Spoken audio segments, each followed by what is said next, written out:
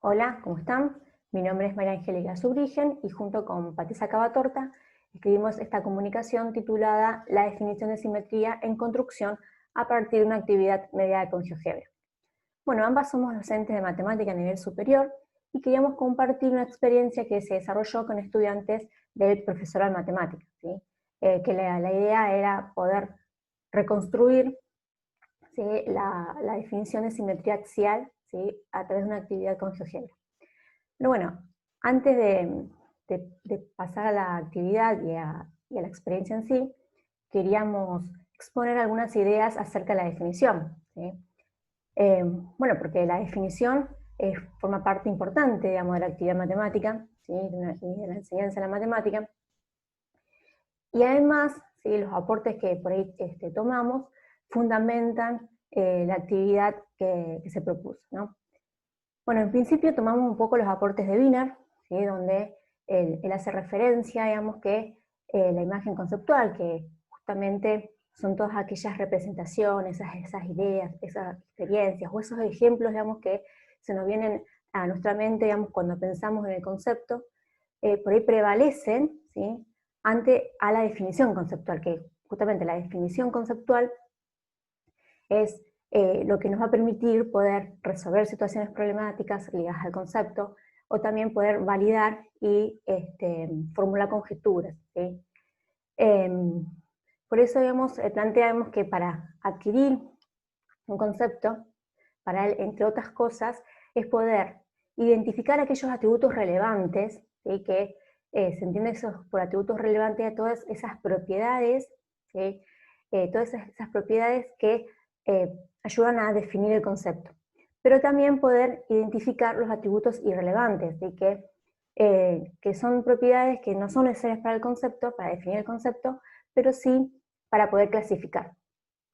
Bueno, entonces él sostiene esto, digamos, de que es necesario poder construir diversos ejemplos, a partir de los distintos ejemplos poder identificar esos atributos relevantes, y que van a ayudar también a que la imagen conceptual, ¿sí?, que el estudiante tenga, digamos, de ese concepto, sea apropiado, ¿no? O sea, nos sirva también para después resolver problemas y poder formalizar, ¿no? O sea, que vaya de la mano también de la definición conceptual, ¿no? Y bueno, en este sentido también tomamos lo que propone Winnicki, que ellos en principio, digamos, diferencia un poco cómo pensar, digamos, la definición, si pensamos la definición como un producto o si pensamos la definición ligada al proceso propio del quehacer matemático, ¿no? Porque tradicionalmente, en las secuencias tradicionales de la enseñanza de la matemática, se propone una definición, se muestran ejemplos, se dan teoremas y después problemas. Y esa es por ahí la secuencia tradicional. Bueno, que si pensamos, digamos, en el propio quehacer matemático, es inverso el proceso, ¿no? O sea, primero, digamos, poder usarla, hacer una exploración, un descubrimiento, ¿sí?, algún desarrollo, y después llegar a la definición, ¿sí? Y bueno, nosotros, entonces, en ese sentido, digamos, también de Villiers plantea, digamos, como una interrogante, ¿no? Si la definición se enseña o si se enseña a definir, ¿no? Y bueno, entonces a partir de todo esto, nosotros nos hace reflexionar, ¿sí?, sobre nuestro papel, nuestro rol, digamos, como formadoras de formadoras, eh, y pensar, digamos, qué tratamiento le damos a la definición, ¿sí? ¿Cómo enseñamos las definiciones? Y cómo podemos hacer para, en todo caso, digamos, enseñar la definición como un proceso propio del quehacer matemático, ¿no? Desde esta postura un poco que plantea Winnicki, ¿no? Y también, digamos, lo que plantea Wiener, ¿no? Entonces, a partir de eso, se diseñó una actividad, ¿sí?, para el grupo en particular, que ahora voy a detallar un poquito más en eso, y se trabajó con ese grupo de estudiantes. ¿Sí? Bueno, como para ubicarnos en el grupo, ¿sí?, con el que se trabajó, eran grupos que estaban cursando el tercer año del profesor de matemática, y estaban cursando la materia tópico de geometría, ¿no? Que a su vez ellos ya cursaron geometría euclidiana y trabajaron algunas ideas de transformaciones rígidas, ¿sí?, en esa materia, pero fue más que nada, digamos, un trabajo donde se dio una definición, es un poco más tradicional, ¿no? Se dio la definición, después se hicieron algunos ejemplos, se construyeron, ¿sí? Hicieron un proceso más de construcción, pero nada más, ¿sí? Entonces, la idea es recuperar a partir de eso, digamos, poder resignificar eso que trabajaron, ¿no? Y bueno, los estudiantes, todos tienen dispositivo con GeoGebra, ellos lo manejan, ¿sí? Conocen GeoGebra, así que la actividad está propuesta para hacer uso, digamos, de este software, ¿no? Y bueno, los chicos trabajaron en grupos, en 5 grupos, eran de 2 o 3 integrantes, ¿sí? Como se ven un poco en las fotos, y las fotos son los estudiantes, digamos, con lo que se llevó a cabo la experiencia. Bueno, en principio vamos cuál es la actividad, ¿sí? Acá proponemos solamente la actividad ligada a simetría axial, pero después se trabajó con las distintas transformaciones, ¿sí? Pero bueno, la idea es así, que construyan un polígono, cualquiera, en GeoGebra, y que apliquen distintas simetrías axiales, ¿sí? a ese polígono, ¿no? Basándose justamente usando el GeoGebra, ¿no? Entonces, bueno, después la idea es que a partir, digamos, de todos esos ejemplos, digamos, que fueron trabajando, ¿sí? Explorando, que contesten las siguientes preguntas. Dice, bueno, ¿qué puntos se mantienen invariantes? ¿Qué objetos se mantienen invariantes? ¿Se conserva la orientación del plano? ¿Por qué? ¿Se conservan las dimensiones y los ángulos? ¿Y por qué? ¿Qué sucede con la alineación y el orden de los puntos? ¿Y qué condiciones darían para poder definir simetría axial? Bueno, fíjense que por ahí las preguntas apuntan a poder establecer, digamos, qué objetos o qué puntos se van manteniendo invariantes en la simetría axial, ¿sí? Y un montón de propiedades, ¿sí? Para que ellos puedan explorar, puedan analizar, puedan ver distintos ejemplos y a partir de ahí puedan obtener algunas conjeturas, ¿no? Entonces, como final, ¿sí? Como pregunta final, es tratar de pensar, digamos, de todo lo que estuvieron explorando, digamos, qué se necesita para poder definir, ¿sí? Este concepto, ¿no? Bueno, a ver, ¿qué pretendemos nosotros? Digamos, ¿qué atributos se espera que los estudiantes puedan detectar, ¿sí? A partir de esa exploración? Bueno, la idea es que sean coherentes, digamos, con la definición de la bibliografía. O sea, obviamente que los chicos, la idea es que ellos exploren, que ellos puedan definir sin mirar la bibliografía, ¿no? Pero bueno, la idea es que se busque, que se acerque a eso, ¿no? Y la bibliografía que se usa es de Dragicevic, ¿sí? Y bueno, ¿cuáles serían los atributos relevantes, ¿sí? De la definición de simetría axial?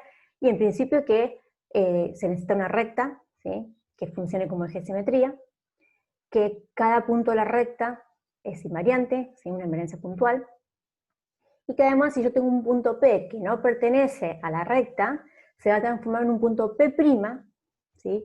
Pero que se va a encontrar en la recta perpendicular al eje que pase por P. Y por último, que P y P' se encuentran a la misma distancia del eje de simetría, ¿no? Los demás atributos, digamos, que ellos puedan determinar, ¿sí? Se van a considerar irrelevantes, ¿no?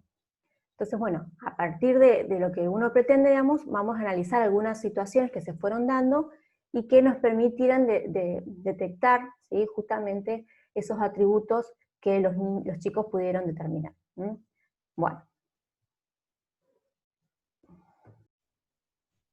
Bueno, acá tenemos un videito de 1 minuto, ¿sí? Donde el estudiante cuenta un poco lo que va observando. Formó en sí misma, es decir, permaneció invariante, pero cada punto, es decir, si pondríamos qué pasa con el punto C con respecto a la transformación. C' no se transforma en el mismo punto, es decir, se está transformando, C se está transformando en C', no permanece invariante el punto, pero la circunferencia en sí se transforma en sí misma, ¿no es cierto? Ajá, o sea que ahí hay una invarianza del objeto circunferencia. Claro, y no debe... No, puntual, no hay una invarianza. Es decir, los puntos que sí permanecen de la circunferencia invariantes son los puntos que se encuentran sobre el diámetro de la circunferencia, y por eso sobre el eje podemos ver que el punto,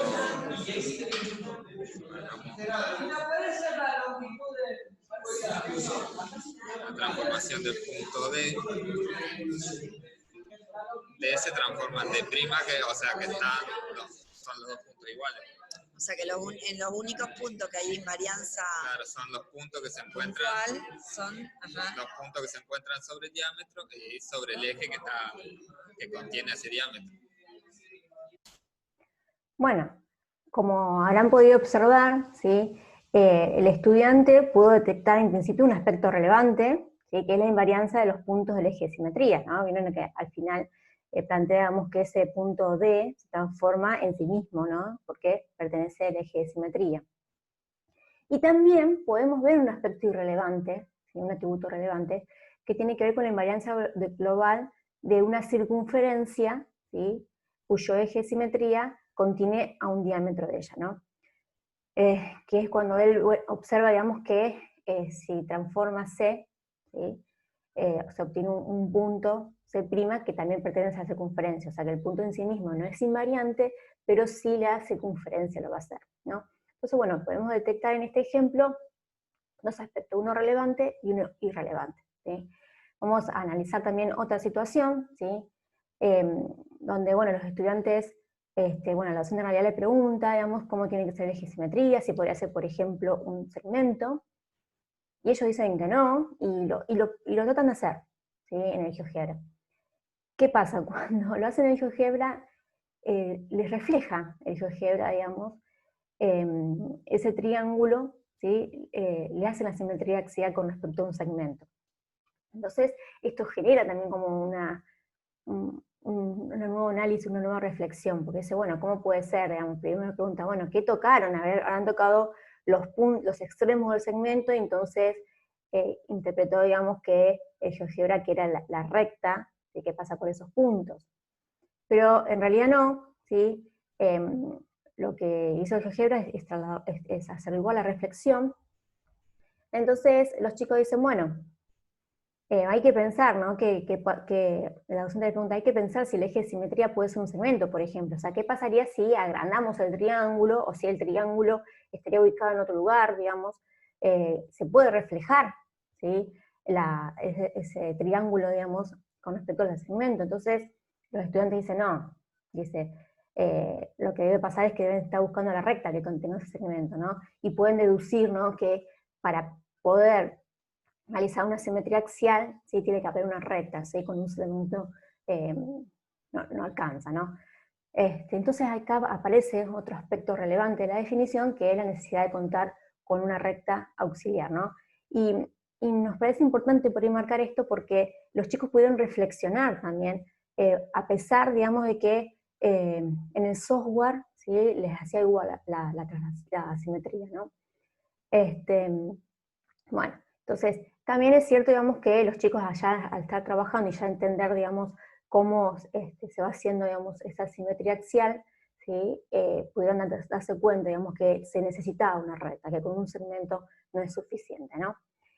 Y bueno, y por último, también queríamos mostrarles unas respuestas que dio un grupo, ¿no? Porque si recuerdan en la actividad había diversas preguntas, ¿sí? Que se les pedía, digamos, que vayan contestando. Y queríamos analizar un poco lo que se observa en un grupo, ¿sí? Donde el primero dice, bueno, ¿qué punto se mantiene invariante? Ellos dijeron que ninguno.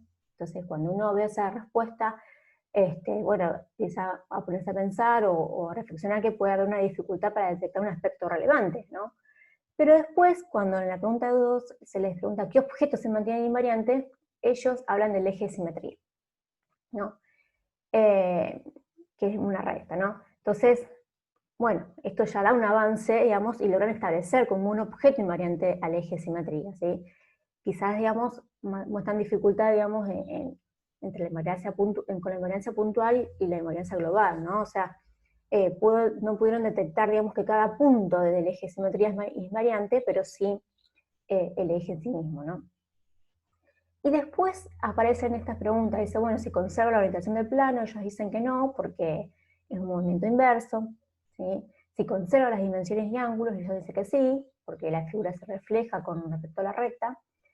¿Qué sucede con la alineación y el orden de los puntos? Y dice que se conservan ambos, ¿no?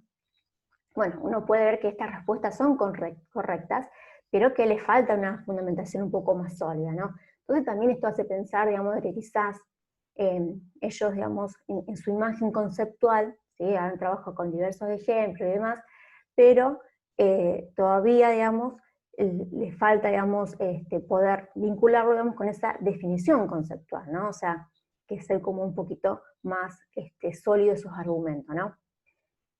Y después cuando les preguntas qué condiciones darían para definirlos, bueno, miren lo que ellos responden.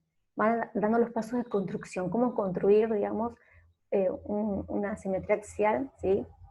Con respecto a un eje, ¿no? Dice, bueno, se traza primero un polígono, una recta E cualquiera, se trazan rectas perpendiculares que pasan por los vértices del polígono, se trazan arcos de circunferencia de los pies de las perpendiculares y amplitudes desde el pie del vértice, se traslada esa amplitud en la semirrecta opuesta y se obtienen los puntos homólogos. Bueno, en realidad uno puede ver que con esta respuesta, digamos, hay una interpretación errónea, digamos, de lo que se pedía, porque recuerden que acá lo que pedíamos era qué condiciones se necesitan para definir, ¿sí?